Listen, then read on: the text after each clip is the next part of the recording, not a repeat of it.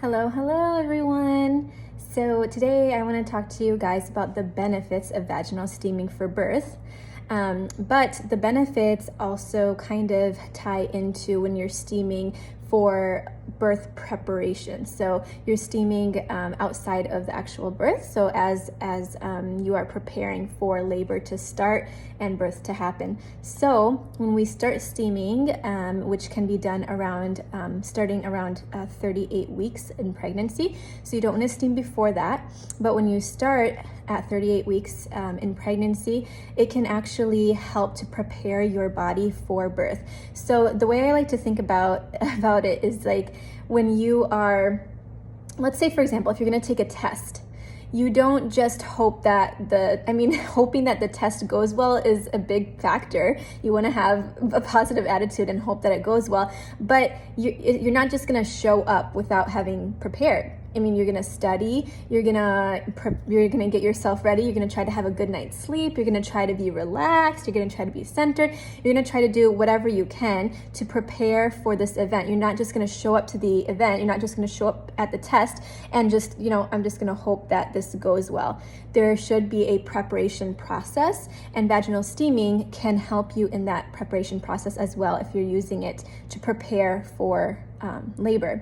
And so when you're using steaming to prepare for labor, some of the benefits can be that the steam can actually really help to support your relaxation, and that is really essential for for birth, but especially if you are desiring to have a birth that is gentle and centered and as calm as possible, as much of a positive experience as possible.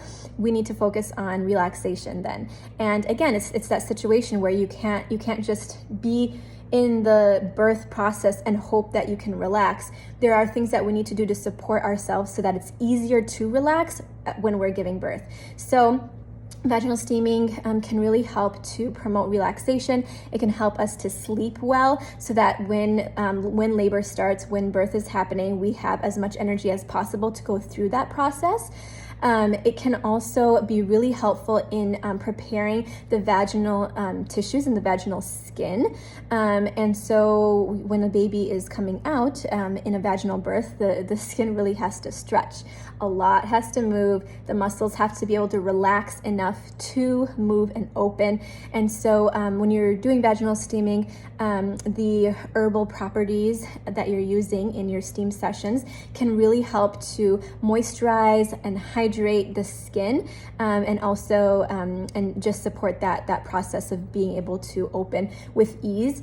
And then if that happens, if your skin is relaxed, if your skin is nourished with the moisturization and the natural oils of the herbs from steaming, and your skin is able to kind of stretch, and as your cervix dilates for the baby to come out, there is a much less possibility for us to tear or have any types of like tearing or anything that happens to the skin as that process is happening, and that is really, really nice to avoid. Like if you can avoid any types of tearing, the healing process after giving birth is so much easier because you don't have to worry about having stitches or anything like that. And so if the skin is supported in preparation for labor and birth, then it's a much easier process on the skin down there. So that's one of the benefits of using steaming to prepare.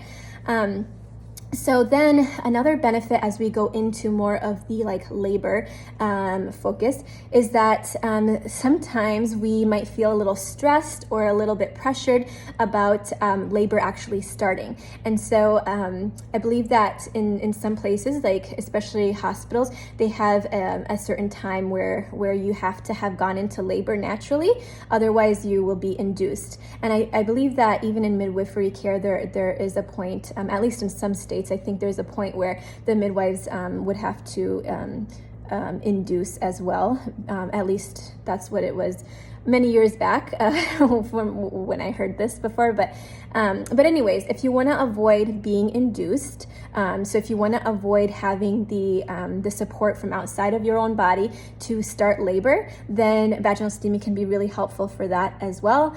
And so the benefit would be that your labor could start on its own with the help of vaginal steaming rather than having to be induced in any way. So yeah, and usually if you're using steaming to prepare for labor, it's supporting your body in a ton of different ways so that your body would naturally go into labor easily. Usually, in some cases, being stressed out or holding a lot of tension, things like that can stall the labor actually starting or postpone the labor starting. So if steaming is helping us to relax and feel really good and is helping to prepare us for labor, then it might be easier for the body to go into labor on its own. So those are some of the benefits. And then it can also, so vaginal steaming can also help to prevent different types of birth interventions as well as birth injuries. So if you can think about your body being prepared and ready for this experience, and then if you're using steaming during labor, then it's continuing to help you with that relaxation. It's continuing to help your cervix to open with ease. It's continuing to help with relieving the intensity of the contractions or the surges that you might be experiencing. It's helping us through this process. So then the hope would be that during labor, we don't need any types of birth interventions, so that, hopefully our labor would be going smoothly. It would be progressing on its own naturally. It would be a pleasant experience where we do not need to have any types of interventions, any types of, things being done to our bodies to progress the labor or to, just different types of added interventions, I guess. So that can be really helpful. And then when we are able to avoid interventions as much as possible, then we can avoid things like birth injuries. So for example, if there's issues with the vaginal space opening, for example, for the baby to come out, sometimes a birth intervention called episiotomy is used, where the skin is actually there's an incision made in the skin so that the baby can come out. So if we're able to support our body as much as possible in helping the skin and the tissues to be able to open with ease, to be able to open with relaxation, and we are avoiding that intervention of the episiotomy, then we are also able to avoid the need to have stitches down there to recover that episiotomy, and then we don't have to worry about dealing with anything like scar tissue or difficulty healing or infections. It's just avoiding that whole thing. And so it can be really, really helpful in avoiding other types of interventions as well that could lead to birth injuries or birth difficulties. And so we want our birth to go as smoothly as possible. Everybody wants their birth to be as blissful and gentle and peaceful as possible. But I also believe that when our birth is when we are supporting our body to be able to have that type of birth, then it also impacts our postpartum recovery. So for example, the same example of the episiotomy, if we don't have to worry about healing from an episiotomy after birth, that is a really big deal as well, because it's much less painful, it's much less uncomfortable in the healing process after giving birth. And then if we're not focused on that, we can spend more time being focused on entering through this new experience and this new season of life of motherhood, or we can kind of focus more on nourishing ourselves or healing in other ways or bonding with our baby. And so vaginal steaming, it's something that's super, super simple, and it's something that can really, really support us throughout that whole process. As you prepare your body for labor and birth, as you are in the process of labor, and birthing, and then also for postpartum recovery. And I have a whole other IGTV video on the benefits of postpartum steaming.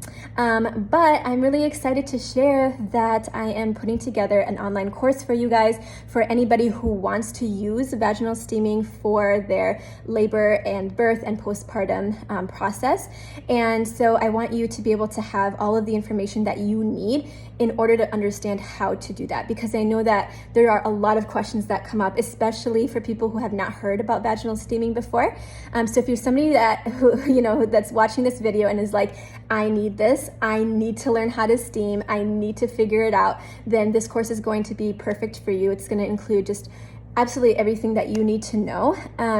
And I will be launching that soon, this week actually. I'm really excited about it, and I've been putting a lot of hard work into it. It's basically going to be a course that I wish I had last time around, and I'm so happy that I have this information now, but I don't want to stop there. I don't want to just keep it for myself. I really want you to have it as well. So I've put it into this course format. Again, I've worked really hard on it, and I just want it to be so beneficial to you, as beneficial to you as it possibly can be. So keep an eye out for that. And yeah, I hope that this video was helpful. Be sure to share it with all of your pregnant friends as well. Take care. Bye.